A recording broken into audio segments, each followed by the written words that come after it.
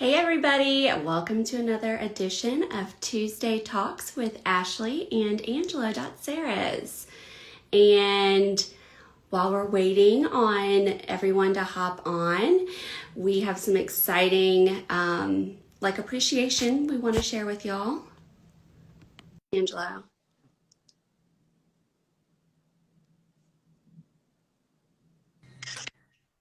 Hi! What's up? Hey! How's it going? Ho, ho, ho. It's Christmas. We're so fast. What's going on? How you feeling? You guys good? I'm good. I'm feeling, I think, a little bit better than you. Yeah, probably. Probably a little bit. Yeah, we're plugging away here. We're plugging. Let me close this door, the echo. So we're thanks today. I know that we talked about some items as far as down payment requirements and whatever that you can kind of go more into. Yeah. These stats for this week in the Charlotte region, and as of our way of appreciation for all y'all hanging out with us. Yeah, like, comment, share. If you guys enjoy what you see, you could win a little something something. Yeah, we'll put the details in the show notes, and then we'll also do some stories on it. So y'all know how to enter. Sorry. That's probably going to happen a few times today. Yeah. Well, cool. So yeah, let's get down to it. Okay. Tell us the stats. So this is for the week ending in last week, because week lag. The new homes that were on the market were 930 new listings in the region, which is up almost 30% from prior year, because it tends to be a slower month for real estate, historically speaking, especially when it comes to people wanting to list their homes. Like, a lot of people don't want to do that around Christmas. Sorry. And the median sales price for the Charlotte region was $290,000. That's up almost 14% year over year. Wow. So that's been the big thing this year, is increase in what people are doing in sales over the prior year. Very healthy market and low inventory. Right. The inventory, of course. Yep. Our pending sales are just over 1,000.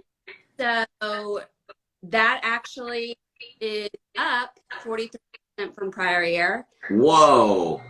Yeah. So and I think that has to do, I mean, that stands out obviously, but I think it has to do with the market is still so active based on the low inventory and the rates. Right.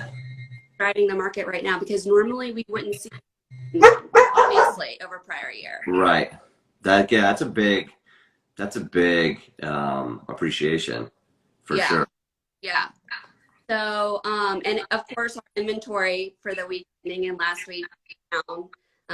The total inventory in the Charlotte region right now, homes are for the Charlotte region 4,630 homes. That's it. So that is down over 50% from prior year. In the Charlotte region, just to get a clarification, is that like Concord, Gastonia, Charlotte, all that, you know? Yeah. Okay. Wow. All the surrounding counties. Even we go into South Carolina, York, Chester. Whoa. Yeah, yeah. Isn't that insane? That's crazy. Yeah. Wow. So Uh-uh. it's a tight market. Yeah. Yeah. You don't say. Yeah, man. It's just nuts. Um, yeah. So that do you? I don't know. I mean, we've talked about this before. Next year, I just wonder if if there's gonna be some homes coming on the market. Hopefully, for everyone's sake, that there's some new inventory that comes on the market to help with this. But it's tough. Well, what It's out there. I feel like for the first of the year, people that's you see some more homes. So you'll start seeing more inventory. That's when the holidays are over, right? Right. Um, so a lot of people wait till after the holidays to list because it's Christmas. There's they don't want loss. So I mean, I think we will see a little push in inventory beginning of Good. the quarter. But I still think that we're going to be experiencing it well through the first quarter, probably most of the second quarter, and it might level out in the third quarter, just from what Wow. I'm seeing. Yeah. Yeah. Probably right. You're probably right. Yeah, then the summer rush when it comes to people wanting to change school districts and things like that. So that hopefully that'll help some. Yeah. Uh, well, yeah. Well, there's definitely um, low down payment options. Ken, we were talking this morning. I still get people, clients calling me saying, do I have to put 20% down? Do I have to put 10, 15% down? They don't know. They don't know that there's other options available out there when it comes to FHA loans, which is 3.5%. And not many people know that conventional loans, there's 3% down as well. So there's a couple different programs that I kind of sent you the information about them. For first-time home buyers when it comes to the Home Possible, the Home Ready, and the Home One mortgage. And there's a Fannie Mae. The Fannie Mae is Home Ready, Freddie Mac is Home Possible, and Home One is Freddie Mac as well. So, and each have kind of different guidelines between between the three, but they're all, very, very similar, except for the Home One.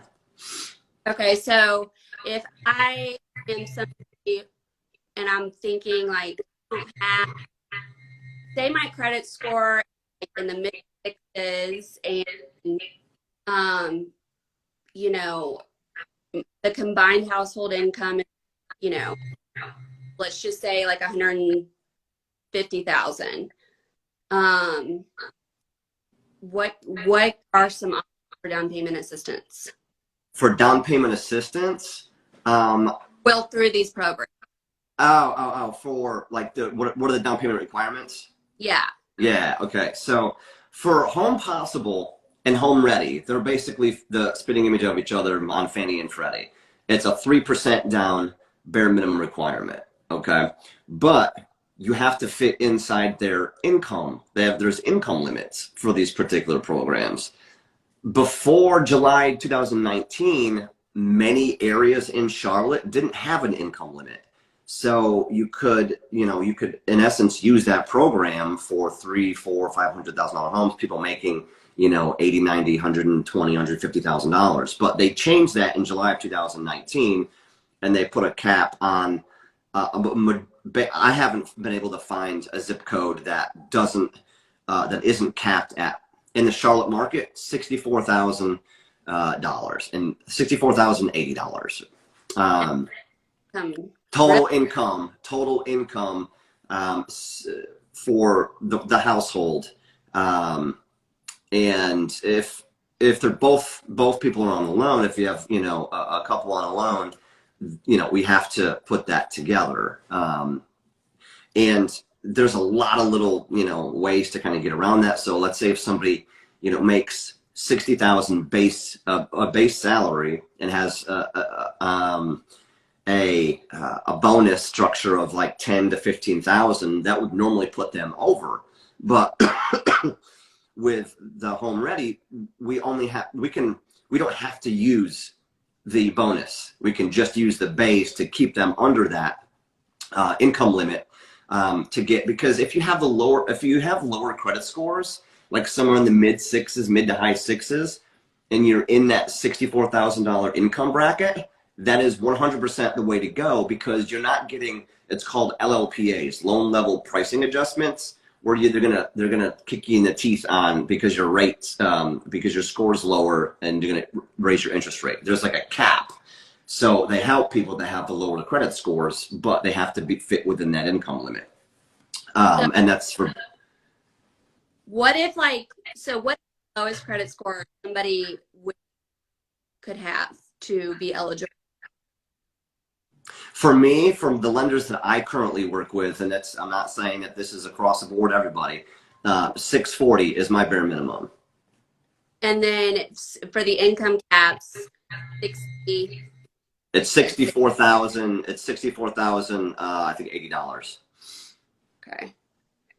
So that's a good option, for people that are wanting. And so how does that affect the rate? Like, are they still going to be, in your opinion, like, is it still a competitive rate based on? Oh, 1,000%. 1,000%. Yeah. So I think I priced out a very similar situation. It was, I think it was a 656 score. And because I do pricing on all the different programs, I can see which one I can fit it in. And just the regular conventional program, because they made over the amount, so I couldn't fit them in that box. That rate was like 3.625 versus versus if they made under that income limit with that 656 score, they're at 3 1/8. So very, very competitive. So they were able to get a lower rate. Correct. They could, if they made less that income, if they weren't exceeding that income, they could potentially, get qualified for that. And it's a better rate because their scores are lower. Now, of course, if you have 700 scores, you wouldn't need that program, but that's the Home Possible and Home Ready are kind of geared towards that 640 to 680 borrower for conventional financing for a little down payment. Right. Okay. I mean, and that that is lower than, rent payment, most likely. Like their monthly payment on their living situation is most going to be lower wherever they're renting and they're owning their, right. Correct. For people. And affordability is like a big buzzword right now, like housing, blah, blah, blah. Yes, we just went over how the sales prices are increasing, at double digits year over year. But this program helps people get into a house and start to have that ownership journey, which a lot are looking for. And you don't have to have 20% down. Yeah, 100%. Yeah, I mean, it gives them that flexibility. I mean, even if they had more to put down, they don't have to put, 10% or 20% on if they don't want to, if they want to keep that money, because money's so cheap right now, Right. It's like, why, if you can borrow money at a 3% rate, why put a ton of money down in a house? Because it's such, it's so cheap to borrow that money. Why not borrow it? So yeah, that's how kind of Fannie and Freddie have the interchange. Like I said, there's, different guidelines between the two, and you have to be eligible as a first-time home buyer.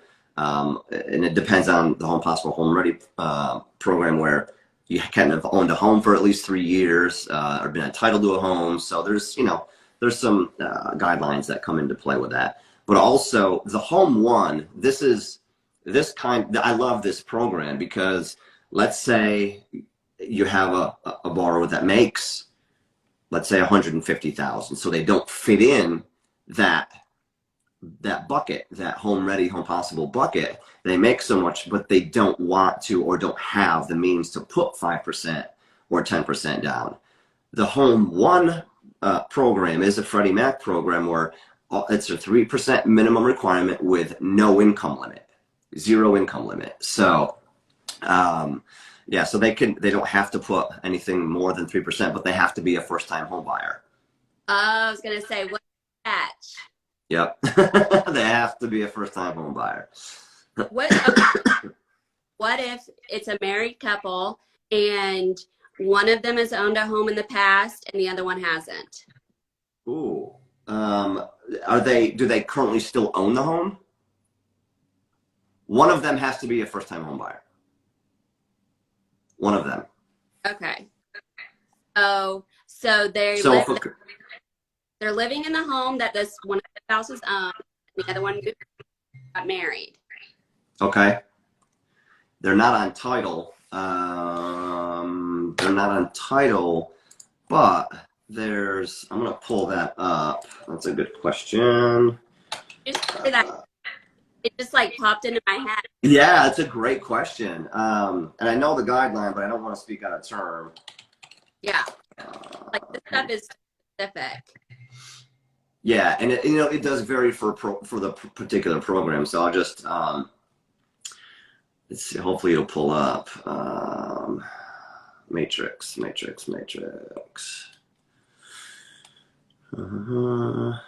I feel like the situation that a lot of people one person, they just got married. One of them has, and the other one and then they want to buy a house.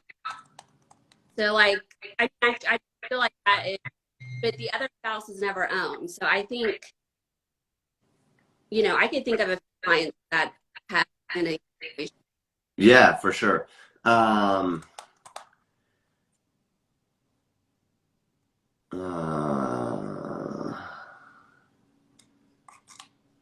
Ownership of the property. The occupying borrower must not own the property.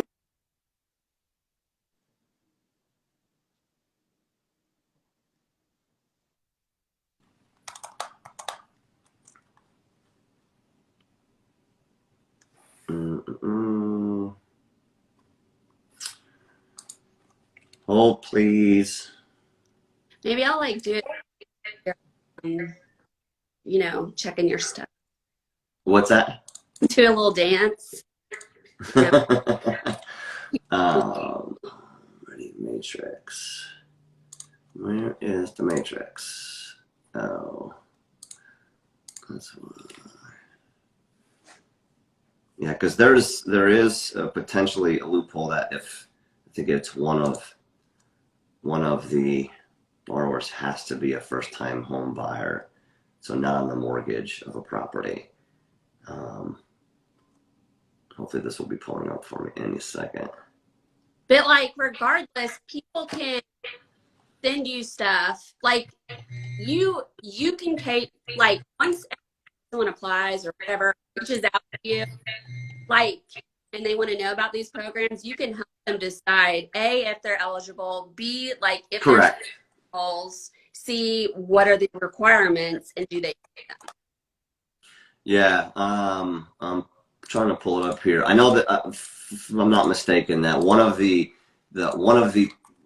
borrowers must be a first-time buyer.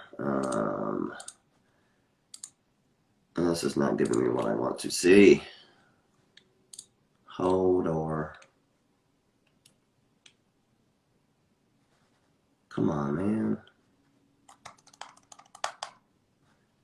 All right. I think like these are really, perception is so widespread about needing 20% down for a home. Right. That is, there are USDA, you don't even need anything down, but you have to be careful because not all properties are USDA eligible. Correct. Like, very true.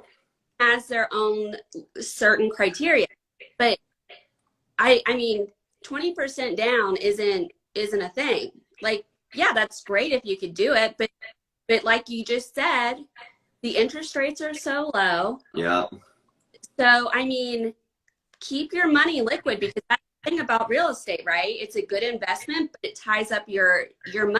You're not liquid. You can't, invest in anything else. So if you're able to get your monthly where you need to be in something that you're comfortable with, like, let's roll, no? Right. Yeah, I'm not pulling this up. I'm sorry. That's okay. Yeah. Like, that is Here, a, hold on. Here we go. Well, yeah, do I need? I think if anyone thinks that they could possibly be eligible, they should email you. So yeah, and it kind of differs between the Home Possible, Home Ready, and Home One. But for the Home Possible, they could qualify for another Home Possible mortgage. The occupant borrower may have ownership interest in one additional financed property, so they can still use the program, even if they do have for the Home One. Wow. Yeah. See, that's like awesome. Yeah. So it's available to all qualified borrowers whose income does not exceed the adjusted the average median income of the 80,000 or $64,080. Yeah. I mean, my recommendation is like, don't worry about the guidelines. Email Angelo. Yeah, correct. Because Because they do change often as well. So, whenever there's a new scenario that comes across my desk, I'm always reviewing the new guidelines and any COVID overlays or anything that could have changed for that particular scenario. do you like, is it certain times a year that change, or is it like it any time for any reason? They're about to release the new Fannie Freddie. They're changing. It's called the DU and the LPA, the desktop underwriter and loan product advisor for Fannie and Freddie. As of, I think it's going to be January 1st or January 7th. They're modifying that because everything there's a lot of changes now. The conventional loan limit's been increased, so they have to retool their system. So when we run for the automated findings, we can get correct findings, and if we get an appraisal waiver and things like that. So right now, it's a lot of lenders are able to do the 548 to 50 when it comes to the conventional loan limit, because they're not going to sell it to Fannie until next year anyways. So that's why they're allowing it right now. So for our findings, if we have something that we need to use that loan amount, it's called approve ineligible conditions, whereas it doesn't say that it's eligible for the findings, but other than it exceeding the loan limit of 510-400, it's fine. So but yeah, as of January, in the first week of January, they're rolling out, they're retooling, and everything will be updated for all the new guidelines and things like that. And it comes out, and it all depends, it all depends on market. So it could be 3 months, could be 6 months, could be 9 months before, major changes happen to DU, but the findings. So yeah. Well, and we'll keep everyone updated, like released, like for the most part. If anything.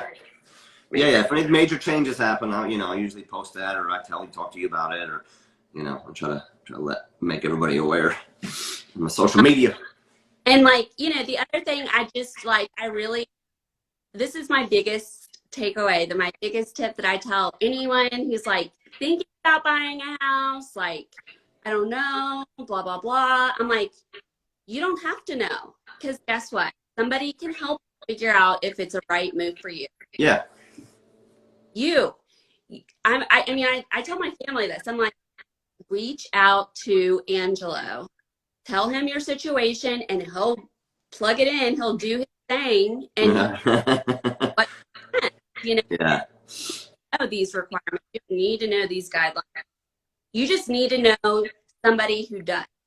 Correct. Right. Very true.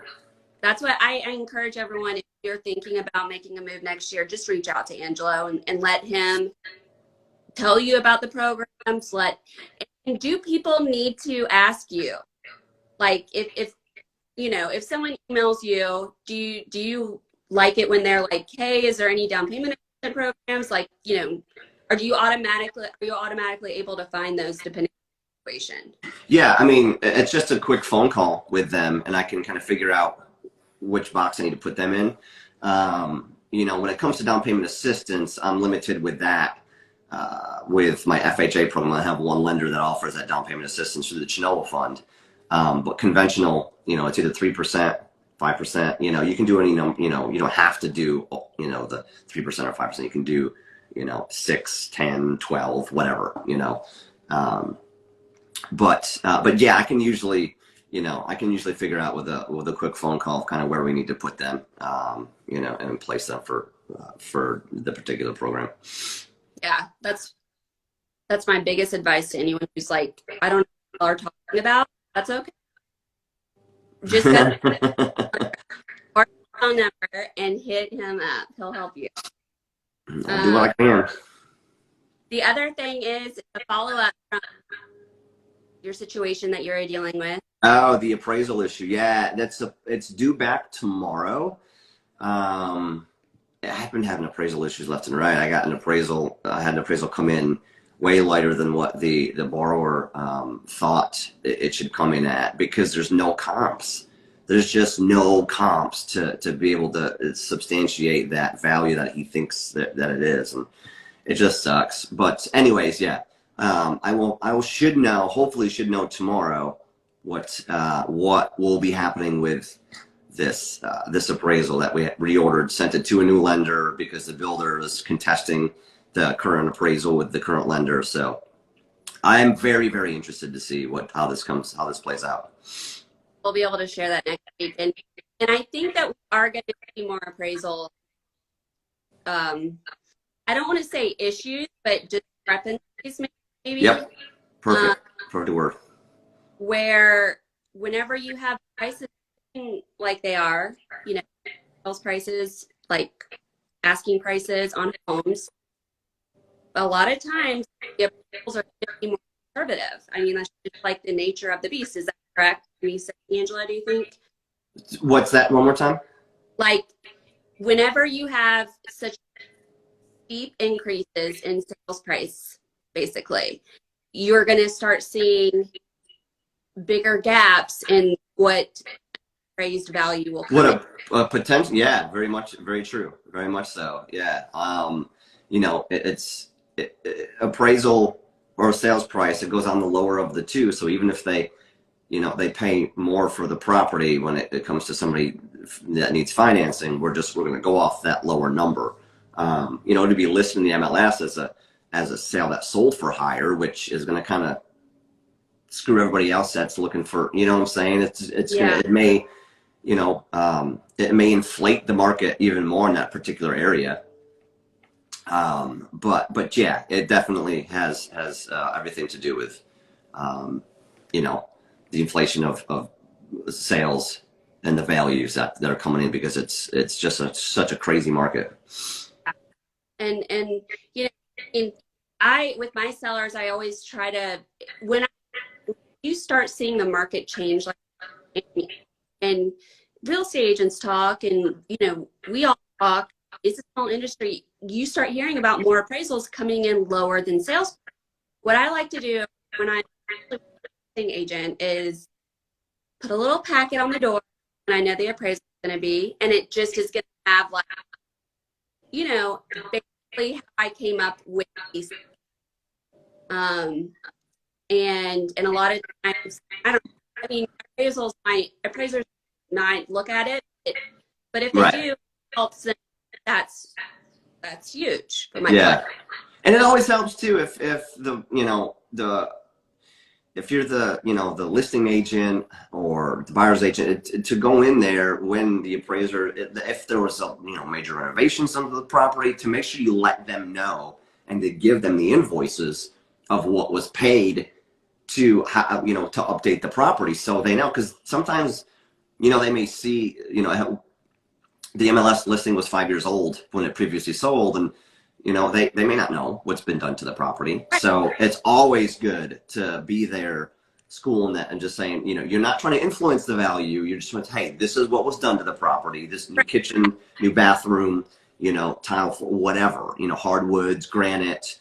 It's always better to be there to just help with Yeah. it's going to have to substantiate the value that you think it's going to come in at. So I have a question. Do you know, I don't know if you know this or if you can answer that if in regards to the appraisal that we, that you had to have done.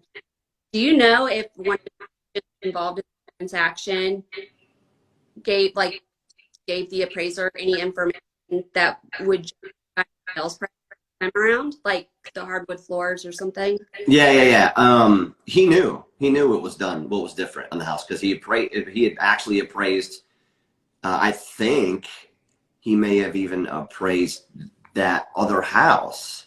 But he knew the area, and I think honestly, the listing agent and that appraiser, the listing agent made it very apparent that he did not like that appraiser. So, I mean, whatever that means, who knows? But, I'm kind of wanting to be honest with you, I kind of want to stick it to the builder. If this appraisal comes in at that same price and be like, all right, guy, coming off your price, it's 2 appraisals now. Let's make a move. Well, I mean, to me, I like this is me just talking like person.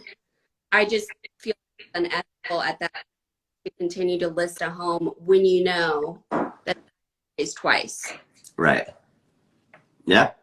Like So you need price because I like that it's not going to be great. Right.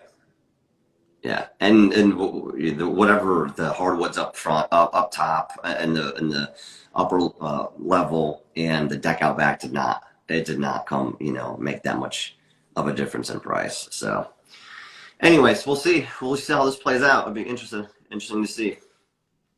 So we'll do that. We'll go over that next week for our talk. Yes. And maybe we'll do an update later on this week. Oh yeah. Here's where we're at with it. Right. Because I think that's first of all, it's really timely. Like this is what's happening in the market now, and it's interesting to hear how people are getting around or what solutions people are coming up with. Yeah. Or what questions you can ask to troubleshoot through them. So I think it's really helpful. Also, so we are going to do a giveaway, Angelo and I. Just yay!